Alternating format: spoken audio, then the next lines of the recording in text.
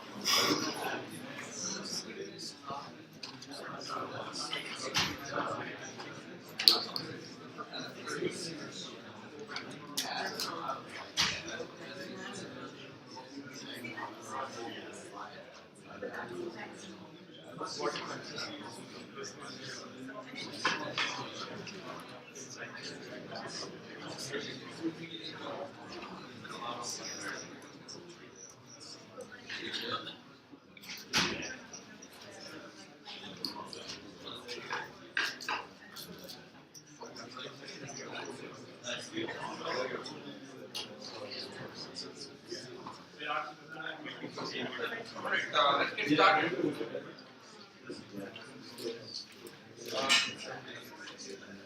A reminder about upcoming things. We have a midterm in class next Thursday. Thursday next week, October 4th. It's going to be right here for whatever is the duration of the class. And the midterm exam will cover everything that we'll see in class till this Thursday. And you know, it's a regular exam. There's nothing more to say unless there are questions. About the exam? Yeah. Will there be a study guide posted? So I will post last year's midterm just as an example. And the other thing I wanted to mention is homework 3. That's actually what I'm going to say next.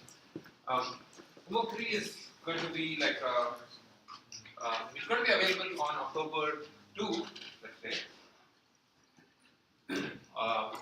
which is a couple of days before the exam, and it's going to be multiple choice questions that covers everything that we've seen. Think of it as a study guide, mostly to kind of point you towards here are all the things that should seem at least familiar to you. And I'll also post an example midterm. And since we're talking about homeworks, I hope you saw the announcements on Canvas. We've changed the due date for the homework. It's due next Tuesday. Next Tuesday, right? Yeah. And it covers synchron learning and Perceptron. And the reason for the change is I realized that I'm going a little slower in class than I would like. So we haven't covered as much as I would not have given you enough time to complete stuff after I cover it in class. Figured why not give you more time?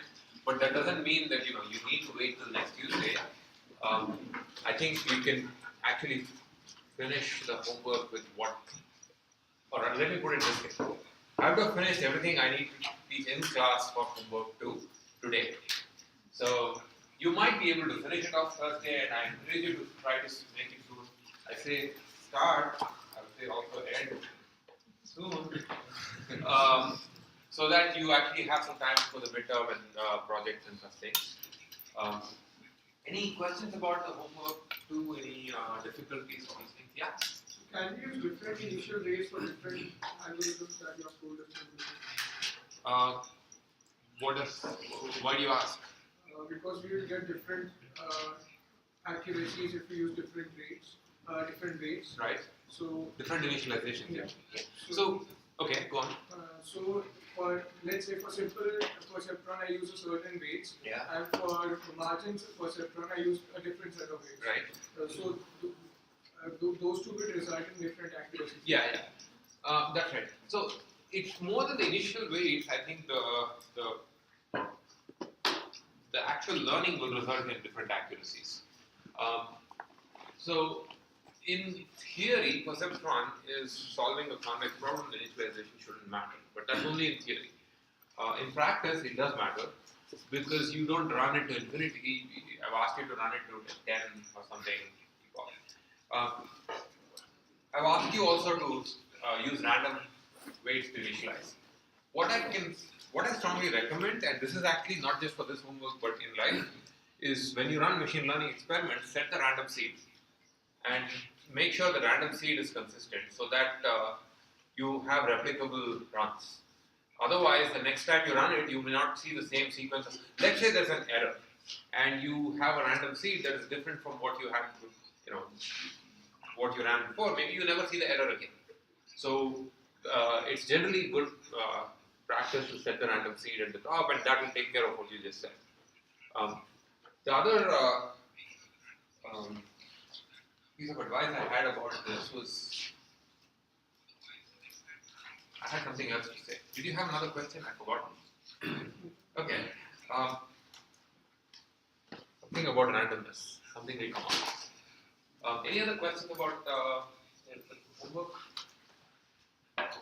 Yeah. When we're doing the 20 epochs, Right. are we supposed to do it for every hyperparameter or the best hyperparameter?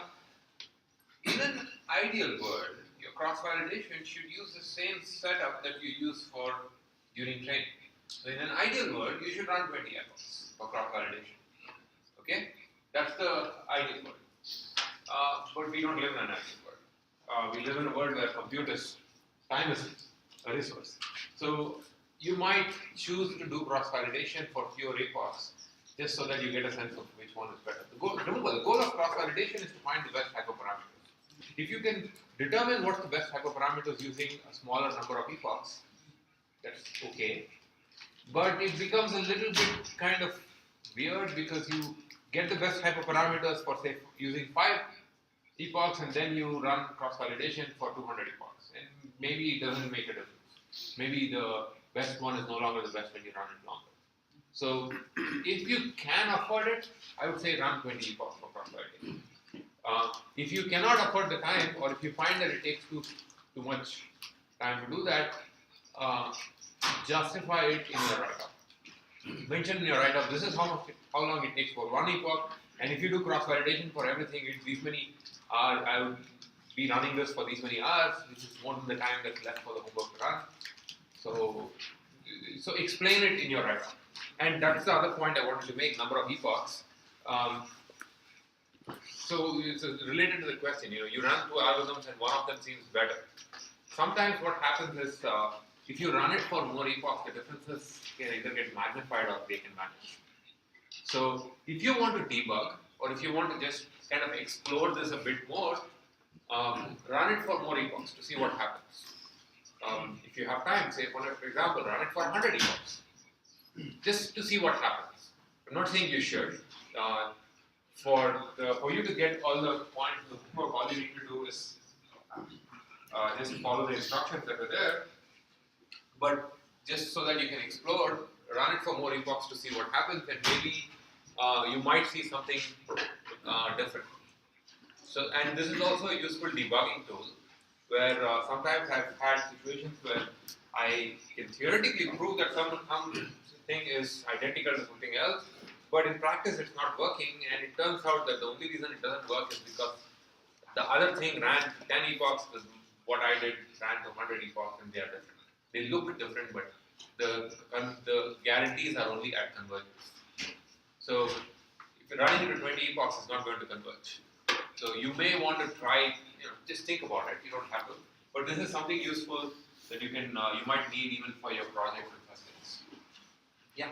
Even if we use fixed W's, weights, and B's as bias, we will not have the same vectors because in each epoch we shuffle our examples. Right, you shuffle your examples, but you need to shuffle using the same random seed, using the same source of randomness.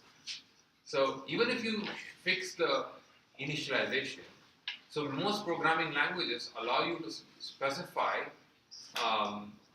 So I can tell you, for example, in Java, you create a random object, and you pass that random object for permuting. And so the random seed keeps getting passed around. Not the random seed, but the next sequence of things that are generated is identical using the same seed. Even permutations will be the same. So essentially fixing the random seed, and if you're careful about how you write your program, can make this process deterministic. And that's a very useful thing for debugging. One of the most painful things is debugging learning code because there's randomness involved. So it tends to be useful to make it deterministic using these kinds of things. Other questions? One last thing I wanted to mention was about projects. Posted an announcement last night. The project did whatever milestone thing for project proposal is also pushed to October 2nd. Once again, you don't have to do it on October 2nd. The deadline only means it's the last date for you to do it. You can do it now if you want, after class. Also, the announcement has a link to the Kaggle contest. Most of you have chosen to participate in the competitive project, so please sign up. Please sign yourself up. And the task is based on a 2010 or 11 paper where the goal is to predict, given a movie review, was it a positive review or not? And just to kind of point out that this is not a trivial task. It's not as trivial as looking for words good or bad. Movie reviews don't just say this movie was good or this movie was bad. They could say something like, the only thing missing from this movie is any sign of cleverness.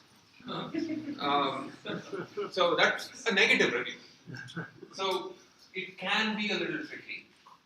So that's why it's a learning problem. So there is like detailed instructions on the Kaggle page as to what you need to do. The setup is the following. We've given you a training set, and this. So we've given you all the raw data first of all. So these are all the reviews. There are 25,000 reviews for training, and we've given you a featureized version of the data as well in the same linear format that you're using for the homework. And the features that we have are basically the same features that were in the 2011 paper. It's a recreation of that, and it's an indicator for words. So if the word "the" occurs 20 times in a review, that corresponds to a particular dimension having the value 20. If the word occurs 10 times, it's another dimension having the value 10. And you could imagine that every dimension corresponds to a single word. That means the dimensionality is huge. So the dimensionality in this case is, I think, 70 or 80,000 dimensional features, of which any single review is going to be extremely sparse. Most of these things are zero.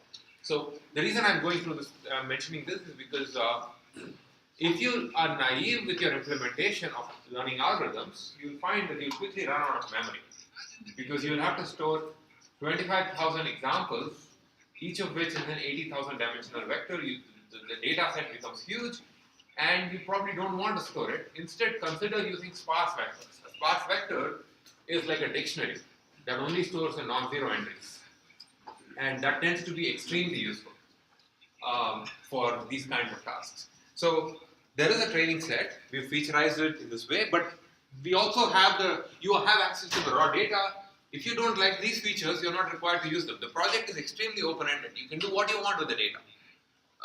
You can invent your own new features. If you want, your features could be a neural network that you can just throw in. You can do whatever you want. Okay. Let's see. Right. So that's the training data, and then there is a test set consisting of about 12,000 examples, and you have the test set is it's like the test set that you get in your homeworks. You get to evaluate it locally and get a sense of how good your models are. So you'll get test results. In addition, there is another set called the evaluation set, which is exactly the same size as the test set, except you don't have any labels for the examples there. All you have are instances and no labels, and IDs, and you need to upload predictions from your classifiers to Kaggle. Kaggle knows the true labels, and it will put you on a leaderboard based on how accurate your classifier is. It won't put you on a leaderboard, it will put your classifiers on a leaderboard, so there's no value judgment. That's the game. It turns out that there's another bit of a interesting thing here. The evaluation set, without telling you which ones, I have split the evaluation set into two parts. Half of it is used to calculate the leaderboard. The other half is a private leaderboard that only the TAs and I have access to. And that will be my way of knowing that you did not do active learning by submitting to the leaderboard. Okay, so that's the game. The game is you train models on the training set, you report evaluation results on the test set, and you also submit things to Kaggle, and Kaggle will get you an accuracy as well. And the task is to predict whether a movie review is positive or negative. Now, let's see. For the upcoming deadline, what I would like you to do, those of you who are doing the competitive project, is to make a dummy submission to Kaggle just so that you get a sense of how this process works.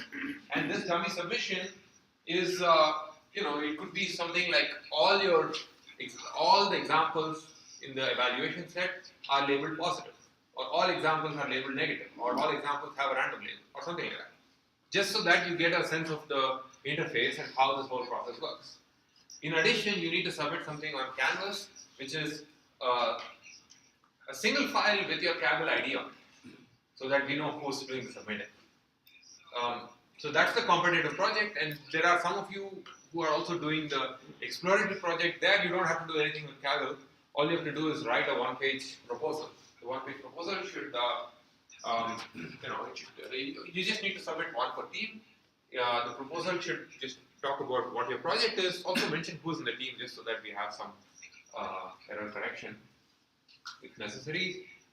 You need to briefly describe what's the problem you're working on. Why is it interesting? Why is it machine learning? Why is it relevant to the class? What are you going to do with this? And if you have any data, ideally you should have all the data. Describe the data that you have and talk about what's going on. Now keep in mind that this project proposal is just the start of the conversation. What will happen with the project proposal is I will read it and I'll say, okay, this is going to work, or this may not work. And I may ask you to reduce the scope or increase the scope, or I'll ask you to move to the competitive project. Or I would say this is not machine learning, this is something else, it fits better in a data mining class. And all of these are fine. I mean, me moving you from there to here is not a negative thing, it's just reorienting you. So I'm thinking of the project proposal as just the start of this conversation. Some of you have already come and spoken to me about this, and I kind of know what you're going to work on. And so that for those of you who have, it's a continuation of this conversation. But once the project proposal is done, there will be some subset of you from the exploratory group that I'll move to the competitive group. Or even at that time, you can choose to say that, I thought I would have all the data. I don't, so I'm going to just move to the competitive thing, and I'm going to do all the dummy submission and everything, the Kaggle business. You have the freedom to do that. All right, any questions about either one of these things?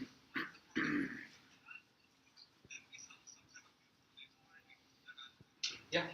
Is there a particular format that you'd like to explore? Just a one-page document. I don't care about the format. It should be readable. Don't use font size 2 so that you can fit more. Don't use font size 200 so that you can fit less. Be reasonable. I just need to read it. It's more like I need to know what you want to do. That's it. Any other questions?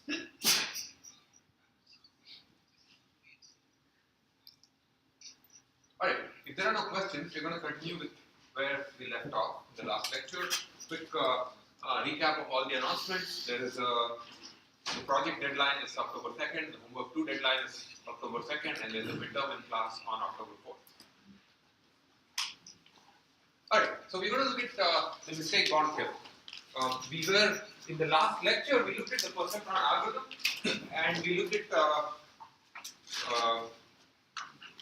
the mechanics of the algorithm, the perceptron update. The perceptron update, just to remind you, is something like this.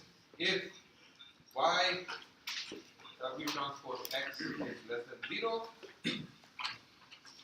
then you say w is w plus r y x. That's the perceptron update.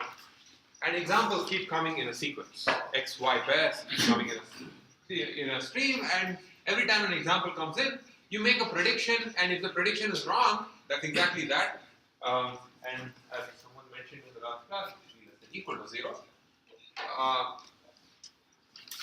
If you make a mistake, then you make a correction, and the correction is simply you take your weight vector that made a mistake and you update it by adding a scaled version of the example. And how do you scale the example? You scale it by the label. Why? So positive examples are added, negative examples are subtracted. And there's a learning rate, R. So it's as simple as that. And this is a mistake-driven algorithm because you make updates only when there's a mistake. And this is an additive update. The updates are adding to the weights. There's another class of mistake-driven online algorithms which are multiplicative, and it makes me very sad that I cannot actually cover that algorithm in class because it's kind of fun. But if you're interested, I can point you to it. There are multiplicative updates. In this case, we are actually adding the weights, so it's an additive update. So this is the entirety of the algorithm, and then there is scaffolding around it to make sure this actually connects to the world. So it seems like this is very simple, and this is from 1958. Frank Rosenblatt was the person who came up with this thing, and we also in the last lecture looked at the mistake bound theorem. I'm not going to go over the proof. You should know the proof, hopefully, but I'm going to just recap the statement of the theorem. The theorem simply says, suppose you have a stream of examples, xi, yi, that keep coming in, where all the x's are n-dimensional vectors. And not only are they n-dimensional vectors, suppose we know up front that no example will ever come from outside a ball of size r. Every example is contained in this n-dimensional space inside this big giant ball, or maybe a very small ball, of size r. And all the labels are +1 and -1. So this is the kind of data that we're going to see. And in addition, suppose this data is guaranteed to be linearly separable. In other words, suppose there's a unit vector u that perfectly classifies the data. Not only does it perfectly classify the data, we also know that there is a margin gamma. Gamma is a small positive number, hopefully small positive number, or large, actually hopefully large positive number, that such that for any example xi, yi, the product of y and u transpose x is not only more than 0, it is more than gamma. So every example is perfectly classified by this oracle weight vector u. If this happens, if the data looks like this, and we run the perceptron algorithm on this kind of data, what the mistake bound theorem tells us is that the perceptron algorithm will make no more than r square over gamma square mistakes. which is R and gamma are just finite quantities. What this means is that after making a certain number of mistakes, the perceptron algorithm is guaranteed to be perfect. It will never make any more mistakes. In other words, learning is complete after those many mistakes. So this gives us a recipe for learning. I mean, in an ideal world, not in the real world. In an ideal world, if you knew R and gamma, what you can do is you run perceptron for these many steps. Sorry, not these many steps. You run perceptron till these many mistakes are done. At that point, learning is complete. You have learned everything there is to learn about this particular concept. Because there can be no more mistakes. Will the weight vector that you learned be equal to you?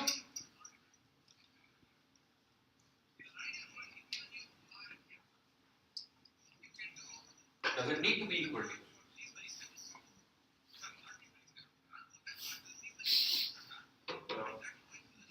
Why not?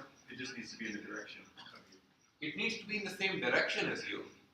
It almost definitely will not be equal to you because of the following kind of picture. Imagine you have positives and negatives, and let's say this particular thing is you. Here's another weight vector which perfectly classifies the data and is definitely not you.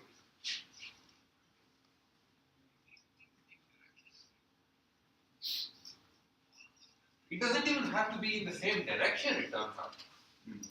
As long as there's enough wiggle room between the positives and the negatives, any of these weight vectors that look like that correctly classify the data are good enough, because after it comes to this point, the learning algorithm will never make any mistakes, which means it will never get updated, which means it's stuck here. Yeah. So is the difference just that your W weights that you write that doesn't have the minimum gamma, the minimum The maximum. or the maximum? Yes, that's exactly right. There's no guarantee that the weights that are learned have the maximum margin. That's actually perfect. There's no guarantee that the weights that are learned have the maximum margin, and in the perceptron algorithm, if you are only counting mistakes, it doesn't matter, because the notion of learned is how many mistakes have you made. We don't care about a margin if every example is going to be outside the margin. Yes? I was just wondering if W would be the same as you if gamma was at some point very, very small. It will be closer to you if gamma was very, very small. But there's no guarantee it will be the same. Because, we live in this is all in the space of real numbers. Equality is an incredibly rare thing in the space of real numbers. Any questions about the mistake bound here? Yeah? So if we saw all of R, would W converge to be the same as U? Or at least the same direction? If you saw all of R, All of R, every example. I guess Okay. it wouldn't, would it? it might. Let's see. Because it stops learning at some point. Yeah, exactly. After a point, it will not make any more mistakes. If once it gets to something like that, it's not going to make any more mistakes, so it will never update itself. That's why it's a mistake-driven algorithm. Now, yes. So if the data is linear separable, why don't we make the algorithm consistent with the sample at each update vectors and update it just a little bit? Oh yeah. So there are variants of this the perceptron update. So the question was, if we know that the data is linearly separable, why are we making just a tiny update? Why not make it perfectly consistent with this example? And that way you learn faster. Now it turns out that a certain choice of the step size will do that, the learning rate. And in fact, one of the homework questions, I don't remember if I made it a grad student only question, but one of the homework questions asks you to implement a variant of the perceptron called the aggressive perceptron. The aggressive perceptron makes aggressive updates. It makes sure that every example, if it makes a mistake, that example is perfectly classified. It chooses the step size so that that example is perfectly classified. And it turns out it has some very intriguing convergence properties. It converges faster if your data is separable for exactly the reason that you just described. There's a very, very cool paper from I think around early 2000s called the passive aggressive perceptron. which makes these kinds of updates that are aggressive and also does not make too aggressive updates. Anyway, yeah, that's one of the things, right? I mean, coming up with a good paper name is often half the game. So this is did I answer your question? So what is the disadvantage of being so aggressive? Because if your data is not linearly separable, in real life we hardly ever know that the data is linearly separable. So you might end up overfitting the noise. Imagine there's a data point which is noisy, and you aggressively try to correct it, which means you essentially erase everything you've learned so far. So there's that one point, imagine there's one point where the label is accidentally flipped.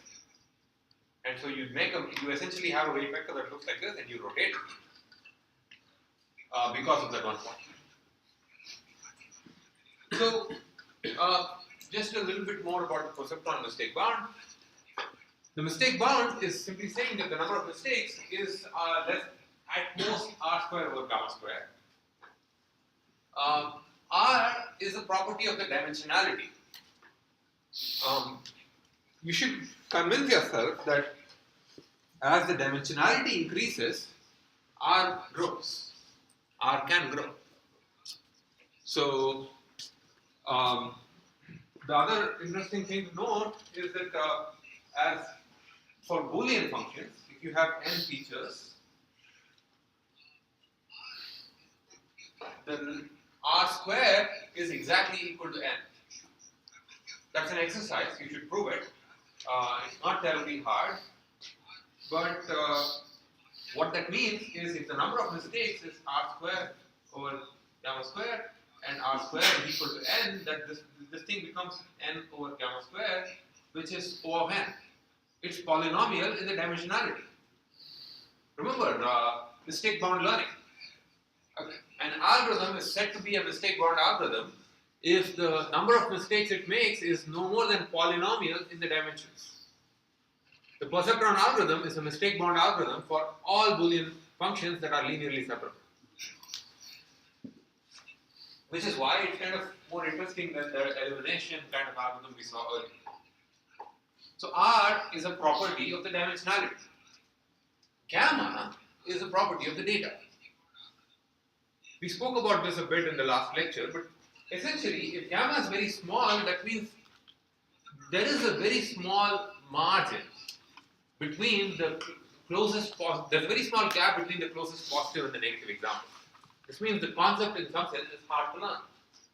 If gamma is large, that means that the concept is easy to learn, and intuitively what this means is that there is a big gap between the closest positive and negative, so even accidentally we might end up finding a good weight vector. We might just stumble upon something that's good enough, whereas if gamma is very small, you need to do a lot of fine tuning. So the concept, even linearly separable concepts, have this hierarchy of difficulty.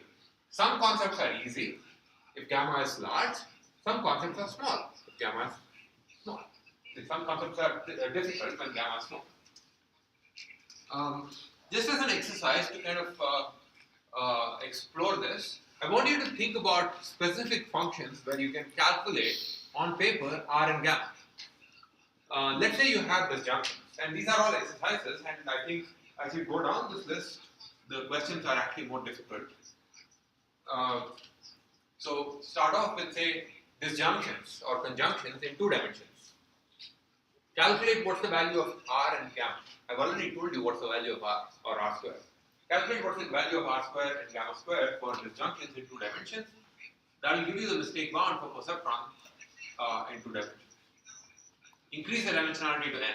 What's the value of R and gamma for conjunctions in n dimensions? And this is a question that you have to think about this a cube and ask for the minimum gap between the closest positive and the negative example. Sorry, the gap between the closest positive and negative examples. So how many mistakes will the perceptron algorithm make? And keep in mind that I'm not asking how many mistakes will it make, even though that's literally what I've written there. What's the maximum number of mistakes it will make?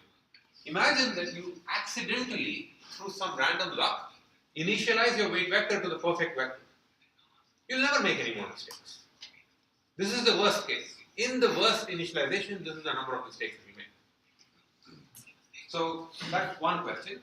Now you can make the question slightly more difficult by asking how many mistakes will the perceptron make for k disjunction. A k disjunction, remember, is a disjunction of at most k features. So again, you need to calculate the value of R and gamma. Try it out, and you can talk about it. We can discuss it afterwards. And a somewhat more difficult question is, once you have this mistake bound, I want you to be the adversary. Imagine that your goal is to force the perceptron algorithm to make as many mistakes as the mistake bound suggests. Try to come up with a sequence of examples that will force the perceptron algorithm to make those many mistakes. It turns out that the last one is not a trivial question. You have to think about this a bit. But it will force you to think about the perceptron algorithm a bit. And work on this, and if you have any questions, we can talk about it afterwards, or maybe on the side. Alright. So let's think about what this the mistake bound tells us. It's this good news, bad news kind of a situation. The good news is that the perceptron algorithm will stop making mistakes in all cases where all the conditions are satisfied. Most importantly, and this becomes important once we come to computational learning theory, the perceptron algorithm does not make any assumption about the distribution of the data. It makes no assumption that your data comes from a certain distribution. It makes no assumption that your data is Gaussian or something like that, which certain other statistical methods need. In fact, it could be an adversary that's supplying the data, and yet it doesn't matter as long as the adversary agrees to play by those conditions. The adversary cannot force the algorithm to make more than R square or gamma square mistakes. After making those many mistakes, learning is done. You never need to see any more data for the rest of eternity because this classifier is perfect. That's the good news. The bad news is the conditions that the perceptron algorithm requires are rather stringent. Real world data is often never linearly separable. Like I said, mushrooms is the only case. As a result, we can never expect this idea of the number of mistakes being bounded. And so what we can do is we can add more features. We can try other tricks, like we can try to minimize the not the number of mistakes, but we can try to minimize the expected number of mistakes in the future using this idea called averaging described in a minute. So what you need to know as far as this section is concerned is you need to understand, of course, the perceptron algorithm. You need to understand what's the perceptron mistake bound, what it means, and how to prove it. The proof actually is not that hard. It's just a mechanical process, and you need to know how to do it. Any questions?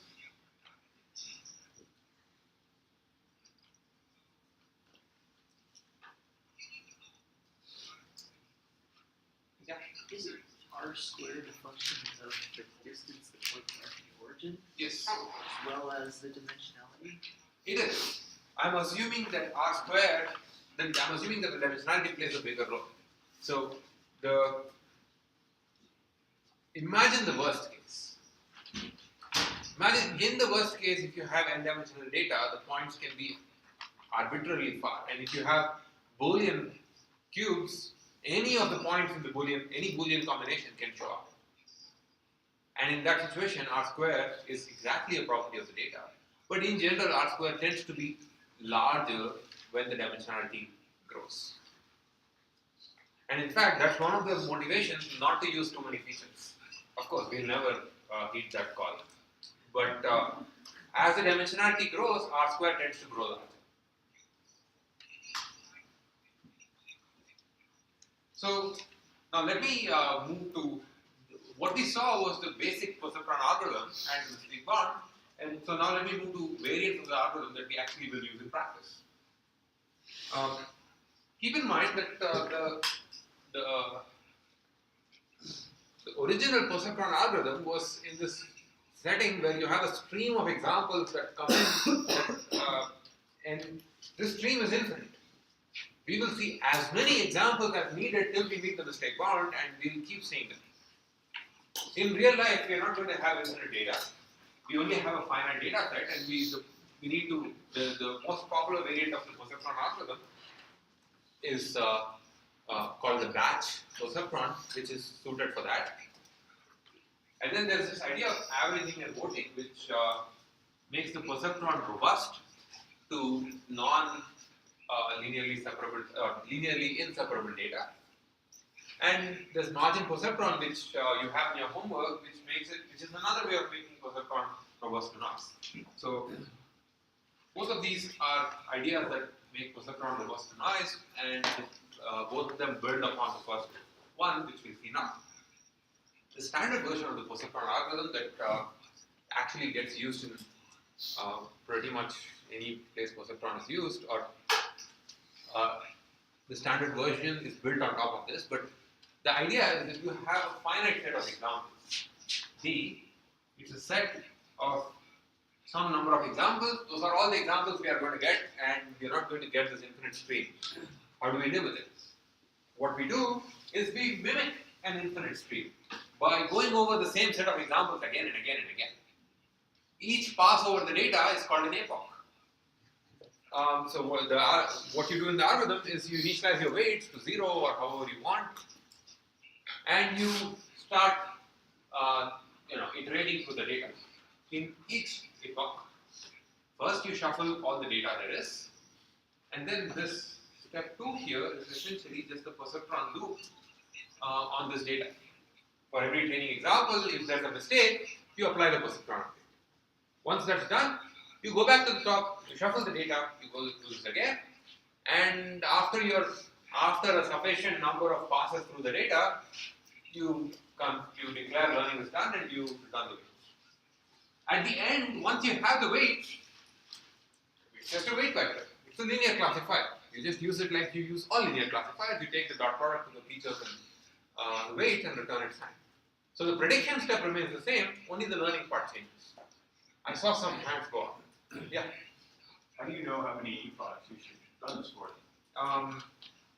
Just until you get the mistake bound? Or? No, that's never going to happen because your data is not linearly separable. That's true. One answer is you cross-validate that. Another answer is you keep a development set or a validation set separate that the learning algorithm never sees, and you keep increasing the number of epochs till there is a definite decrease in the accuracy on the development set. That way you are essentially learning till it seems like generalization accuracy is going down. And that's like the standard way in which the number of epochs is determined today for neural networks. Yeah. In each epoch, we read all the examples. That's right. In each epoch, you go through every example. Yeah. So one thing that's kind of frustrating is with this standard algorithm, we're like going through and we're doing our best to find the best epoch and the best learning parameters. Right? And then when we actually apply that to the test data, I feel like it's so overfitted to the development set and the training set that it can be so off base. I mean, it all kind of depends down to the shuffling, right? Well, no. So this, first of all, I was with you till the last sentence. Don't let randomness dictate what your learning algorithm is going to do, because that's kind of worrisome. But what you said is valid. The number of hyperparameters that we have is growing. There was originally just the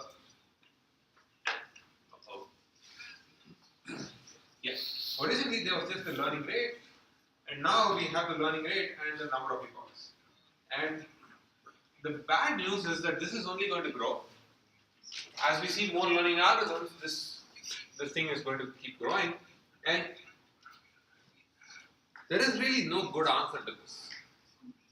The training data is all we have to learn the model, and that's all we are allowed to use. We need some way of determining the best hyperparameters to get a good model. There is no way we can look at the test examples or future examples to determine these things, so we do what we can. cross-validation seems to be the most robust strategy, but it's definitely not perfect. Imagine the following situation. Instead of these 2 hyperparameters, you had 200 hyperparameters or a million hyperparameters. At that point, you are essentially learning the hyperparameters to overfit the training data. And that is one of the reasons why neural networks could be a bit tricky, because they might have hundreds of or dozens of hyperparameters. So we have to be definitely careful and aware of the fact that we might end up being misled by our hyperparameter choice, and our choice of our hyperparameters is overfitting the problem. So I guess I'm a little bit confused then, because so we're trying to not depend on any randomness, and so when we're trying to predict the best type of parameters, we would want to shuffle because we want it to be as different as possible, and then we also want to shuffle during the training after we found our best type of parameters. Right. So at what point is that not dependent on? So let me just make sure that the screen doesn't disappear. So first thing is, when let's think about the randomness there is. When you're doing cross-validation, you have to randomly split the data. But you split the data once and you keep the same set of splits for all cross-validation. The randomness there is controlled. This shuffling inside each epoch, over time, as learning proceeds, if the learning rate is decreasing, as t keeps going up, the impact of every subsequent epoch is going down if the learning rate decreases with time. So if you let it run longer, if you let it run to infinity, things are not going to be terrible, because despite the randomness, the theory kind of tells us that this is going to converge to the optimum of a certain function. So that's if you run it to infinity. So that's also controlled for. The randomness just lets you get there faster, but it doesn't matter. When the theorem for stochastic gradient descent, which actually turns out this is an example of stochastic gradient descent. The theorem that accompanies stochastic gradient descent is that if your learning rate satisfies certain properties, it doesn't matter that there is randomness, you will converge in expectation. That's for convex functions. So far we've only seen convex functions. So in the limit, we are actually the randomness disappears. Of course, we're not going to run it to the left. And so that's where things get a little bit tricky.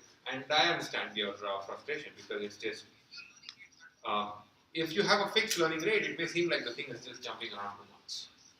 The most standard trick to deal with that is to reduce the learning rate so that subsequent epochs don't matter so much and things converge over time.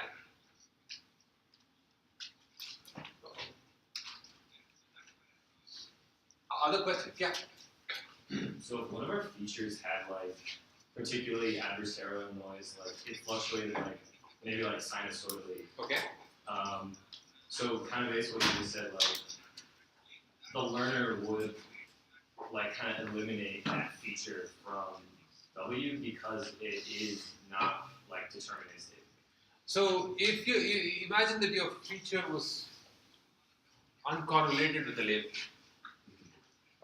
So sometimes that feature is positive with positive examples, sometimes that feature is negative with positive examples, and so on. Every time you make a mistake, you're bringing that weight closer to 0. Over time, what will happen is that feature will get a weight free. And in fact, that's a good exercise to try, to see if that happens. So in this algorithm, we might not actually hit your mistake bound. No, we may not, because we only have a finite set of examples, and so we may not hit our mistake bound. If we know that our data is linearly separable though, and you run it for enough number of epochs, you will hit a mistake bound for that data. I saw, yes? So the double quote on the standard doesn't mean it has some drawbacks? No, it's just a name I made up. standard I should not have put scare quotes. It's just the standard version of the algorithm. Forget the quotes. What would happen if you don't shuffle the data? What happens if you don't shuffle the data is that the perceptron, not just in this case, we'll see in other examples of the same kind of algorithms, the order in which you present the algorithm tends to influence the model, and it tends to be suboptimal because of that. Because there may be some peculiarities in that ordering that kind of make the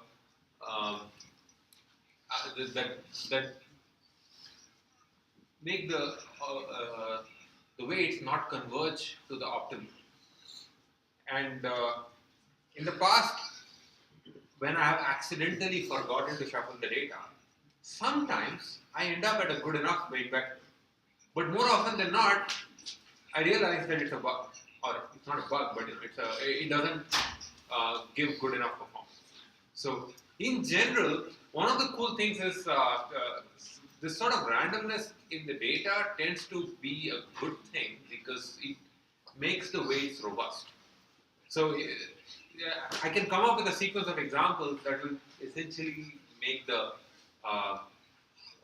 perceptron not good enough, and if I only stick to that sequence every time, the perceptron will never get to a good enough set of weights. And whereas randomness will get rid of that particular dependency. Yes? So along those lines, if you just have like 500 examples, and half of them, the first half are all positive, right. The second half are all negative, wouldn't it like learn the first maybe, let's just say 15, and then it assumes everything is positive, yep. And then once it hits negative, it assumes everything is yep. negative, so it would have only trained on like 30. That's one. So that's definitely a good example. Moreover, after it hits the negatives, what it will do is it will think that everything else was error. It will essentially erase what it learned before. So exactly, that's right. That's a good example. Other questions? Alright, so one thing to keep in mind is T there, the number of epochs, is a hyperparameter, and you can use cross-validation to determine the hyperparameter, or you can plot learning curves like the ones that you're doing, which will be essentially a curve that looks like this. Along the horizontal axis is T, along the vertical axis is validation accuracy, and what might happen is after the first epoch, after the first few epochs, the validation set accuracy goes up. After some time, it starts flattening or maybe going down, and now you know that you're stopping the measure.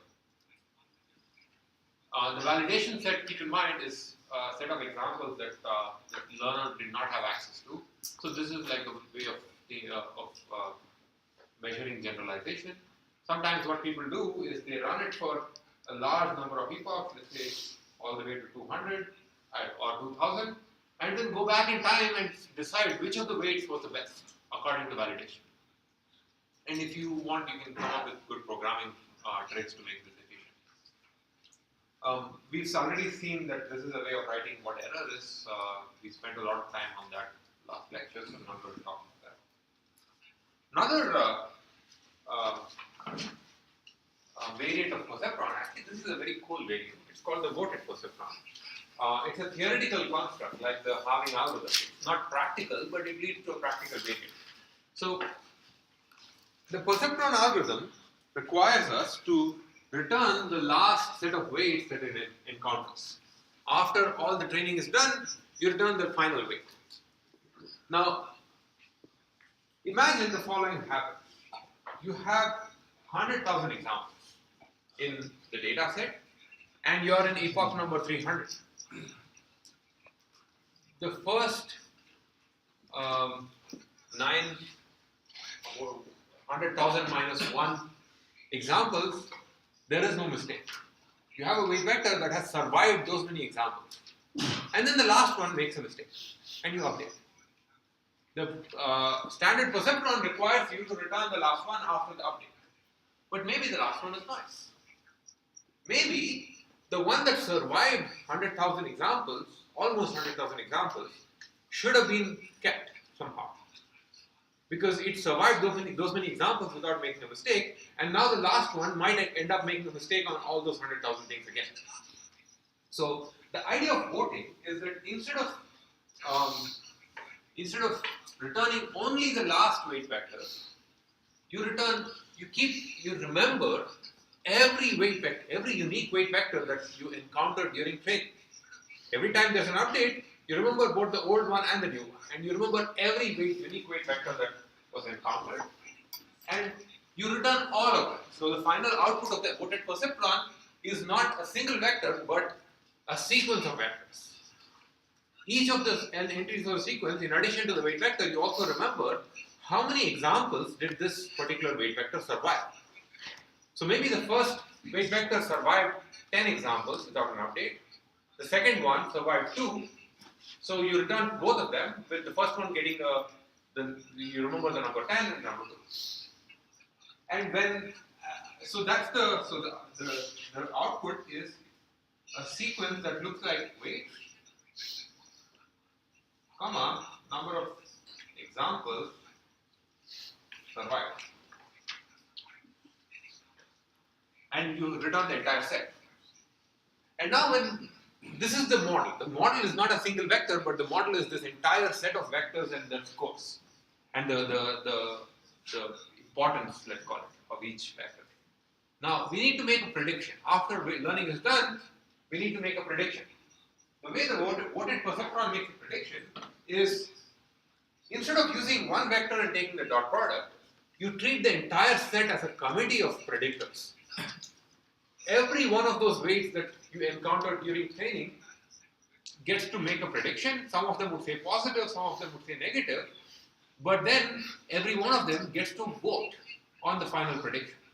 And the number of votes each one gets is the number of examples it survived. So a weight vector that survived 100,000 examples gets 100,000 votes for its prediction. A weight vector that survived only 2 examples gets only 2 votes. And then you tally up the votes, and the final prediction is whichever label, plus or minus, has more votes. Now, it turns out that this particular variant of the perceptron comes with extremely strong theoretical guarantees about generalization. This one comes with guarantees that you will get essentially what is called pack guarantees. We'll get to pack in a bit for generalization. So this comes with guarantees that in the future, this brand of perceptron will not make too many mistakes. Unfortunately, there's an obvious flaw with this thing. If you have 100,000 dimensional vectors, okay, and you see 100,000 weights, you just have too many things to remember. This comes with memory issues, so in practice you never ever implement this. It's just a toy algorithm that comes with very cool theoretical guarantees. Any questions about the voted perceptron? Yes? How many votes does the new iteration get out of its conception? 0. It has survived no examples. Or 1, it doesn't matter. 0 or 1, it's going to just cancel each other. If everything starts with 1 vote, then it's fine. So then you update only on the most recent. You run the standard perceptron. You only update on the current one. Everything during training is just the standard perceptron. You only remember extra things.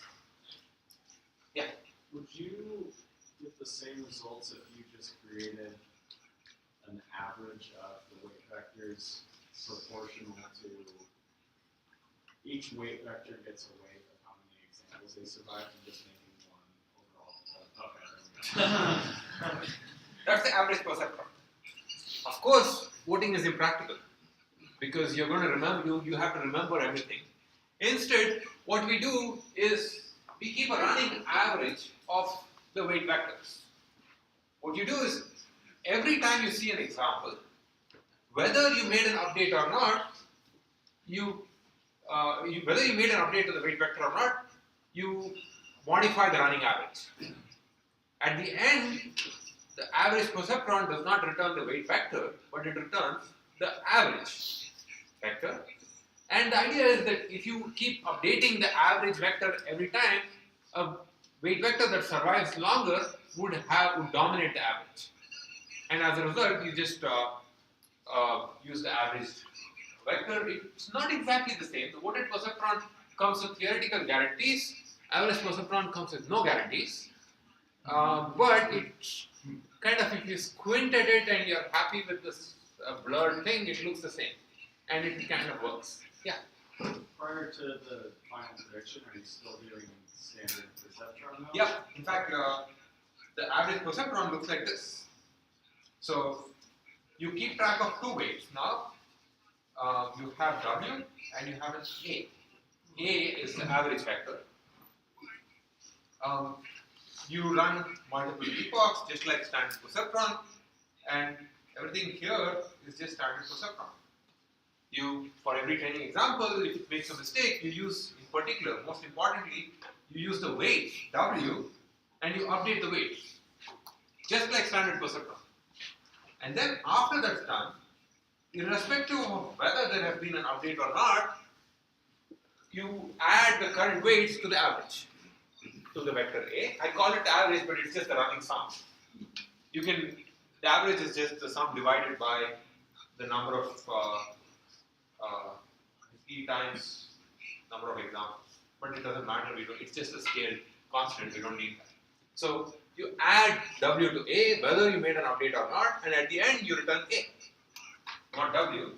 And the final prediction, keep in mind, is the sign of A transpose X.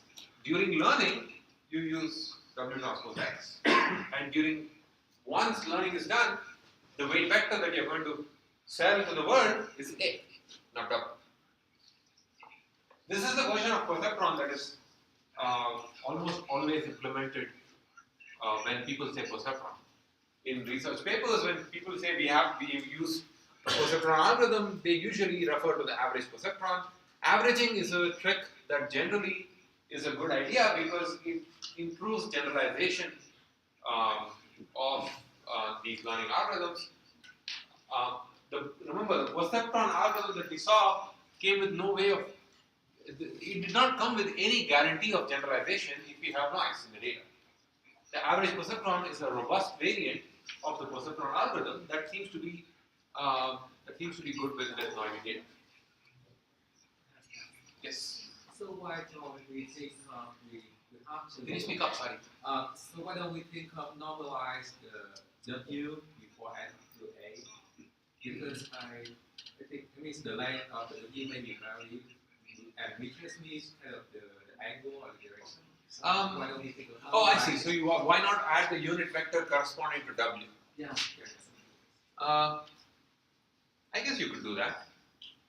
That's just saying that the average, every W will the equivalent version of that is A plus some lambda times W, where lambda is a positive number, some number, and that what you just described is lambda is 1 over the norm of W. Yeah. I just want to make sure. So, are we averaging the weights as like we take a training example, we update the W, and then we average that to A, or is it after each epoch? It's averaged after every. These two things are within the for loop. Okay. Yeah. Okay. Yeah. Just the indentation is a little off. Yeah. Both these things. Every example that you see, you add the W to A, whether or not there was an update. Okay. Yeah. Other questions about average perceptron? In practice, if you implement perceptron, there's no reason for you not to implement average perceptron because it tends to be better and it doesn't cost much. So why not use it? It turns out this is just a simplest version of average perceptron. There is actually a very cool programming trick that you can use to make so one of the biggest problems with average perceptron is you have to do this one extra vector addition step whether or not there's a mistake, and it can be a little slower. There's a very cool programming trick where you can update this running average only when there's a mistake, and then yet recover the exact same thing. I'll leave that as a exercise if you want. If you don't care about it, it's fine. There's no reason for you to worry about it. This trick has been discovered independently by many people. So there's no name to it, but it's just a practical alternative that you might think of as a programming puzzle if you want. Like I said, it's extremely popular. If you ever want to use the perceptron algorithm, use averaging. Standard perceptron, what I call standard perceptron within quotes, is always, it seems to be, the averaging always seems to dominate the unaveraged version. So there's no reason to not use it. The third variant of perceptron I want to talk about is called the margin perceptron. And it's an extremely simple thing. And again, this is, you're implementing both averaging and margin for your homework.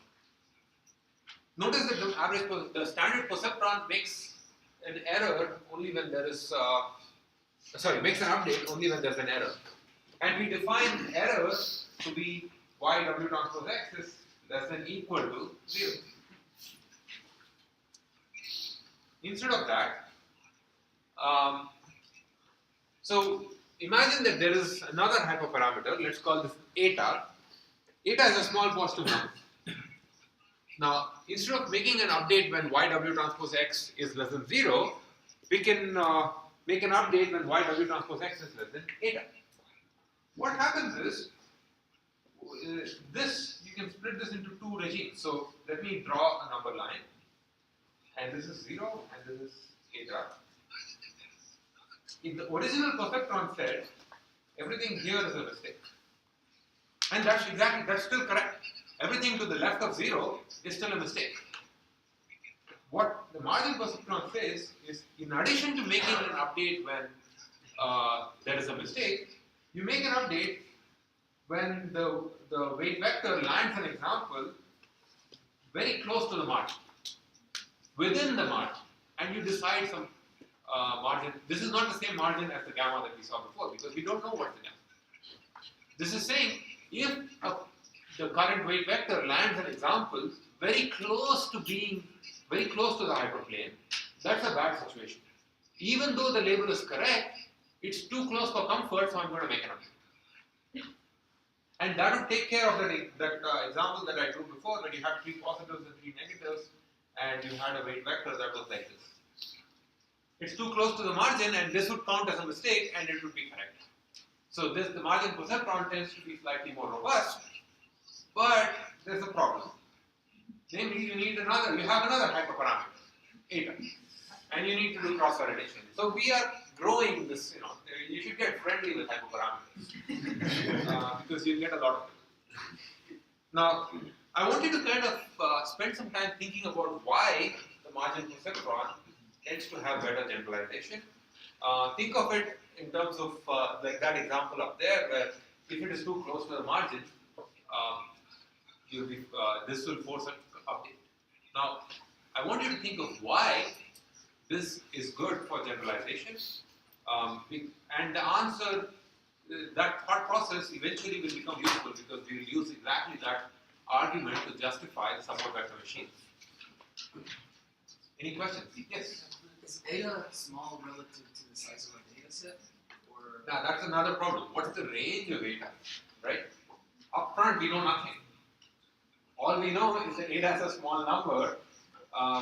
We don't even know the scale for eta, and it's a hyperparameter that we have to try out different scales. One useful piece of advice when we are trying out hyperparameters like eta and the initial learning rate and all these things is to go in degrees of in orders of magnitude, rather than trying out eta in say 0.1, 2, etc. Instead of doing this, what I would recommend is try out eta in 0, instead of writing it this way, 10 power minus 6, 10 power minus 5. And I guess 0 should not be at the beginning, but you know what I'm doing. This is better because all you care about is the order of magnitude. And so it's better to try out hyperparameters in orders of magnitude, because that way you cover a large stretch. And this is true also for the initial learning rate. For example, if we have kind of several hyperparameters, so when can we learn it independently, or when we have to learn it combined with each other? Sadly, we have to do the cross product of all things. So you try combinations of, let me just, suppose you want to try eta in, say, 10 power minus 1, 10 power minus 2, and 10 power minus 3. And say the initial learning rate, I'm going to call it R0 in, say, again, 10 power minus 2. Just so that this becomes. Suppose these are the choices for some reason you want to try. For cross-validation, you need to try eta, comma, R0. You need to try out all cases, namely 10 power minus 1, comma,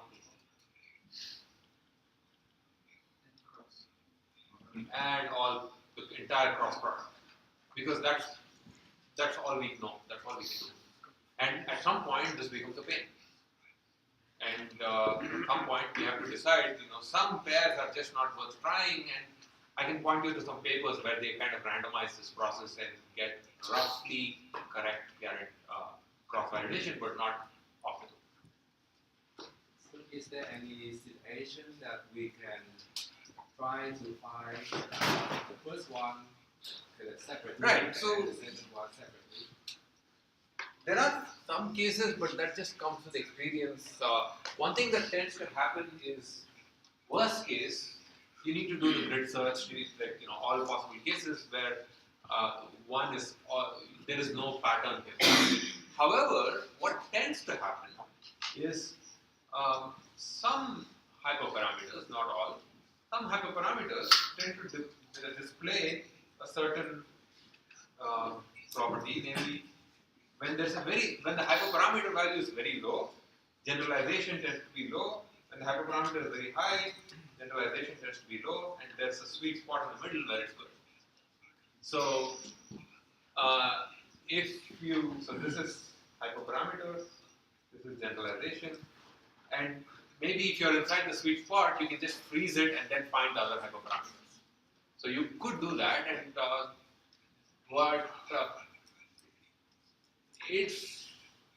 bit of black magic here. What did you say to these? Sorry? I didn't get what did you say to these? Oh, so the question was, if you have 10 hyperparameters, then you have to try the cross product of everything. The question was, can you freeze one of them and try the rest?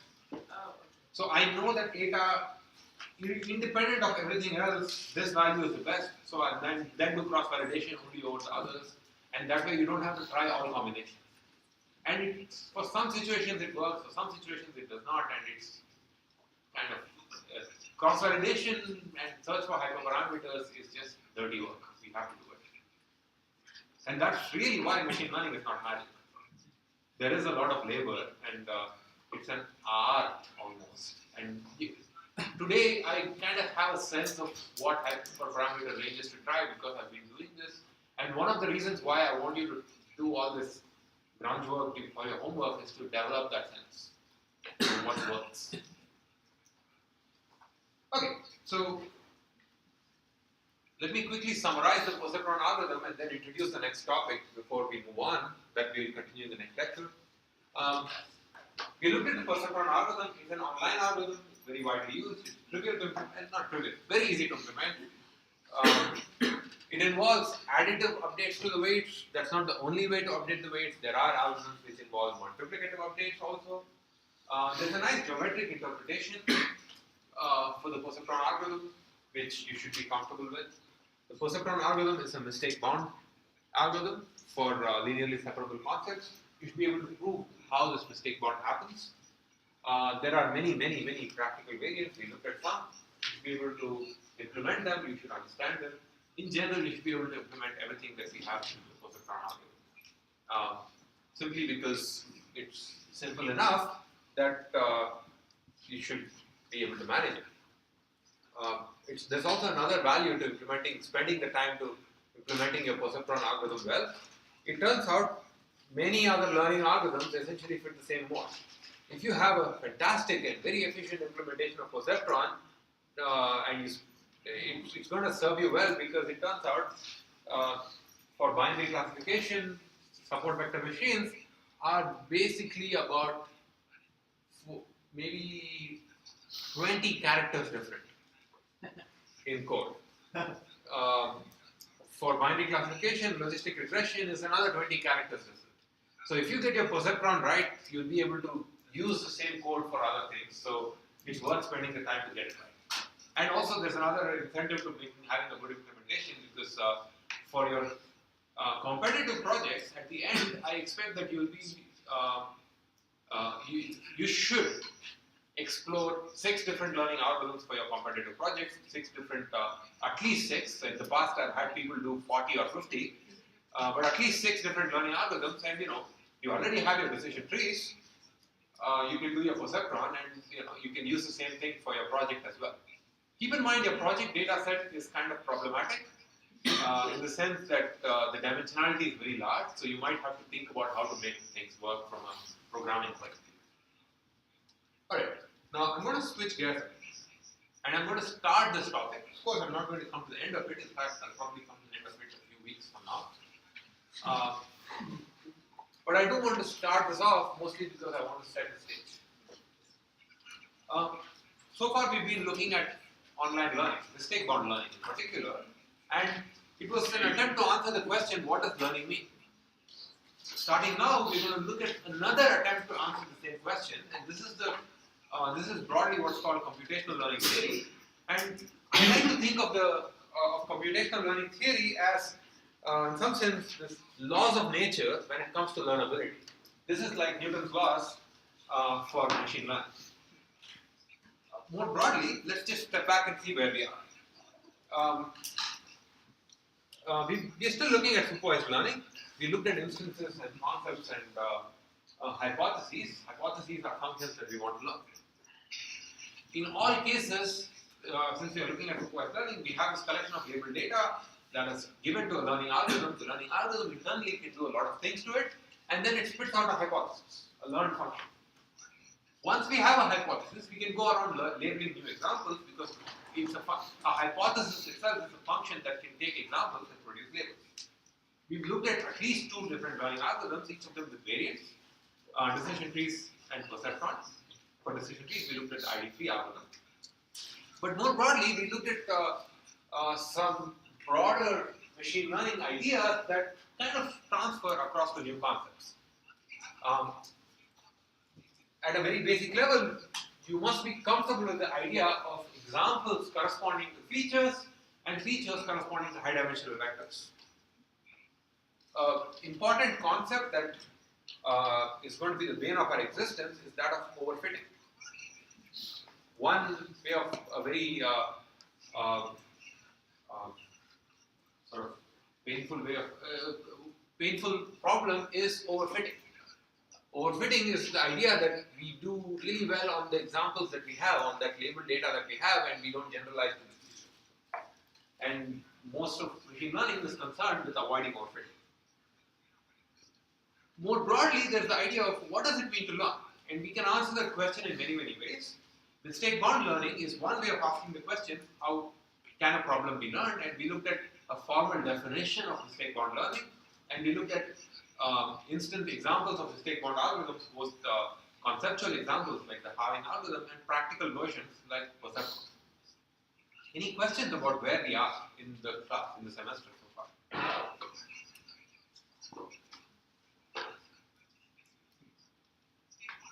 If there are no questions, we're going to move on. I call this lecture, but ideally this should have been called this chapter. It's about computational learning theory. And I'm going to talk about the theory of generalization, and on Thursday's lecture introduce the idea of probably approximately correct learning. I'm not going to have time before the fall break to get to the rest of it, so we'll get there later.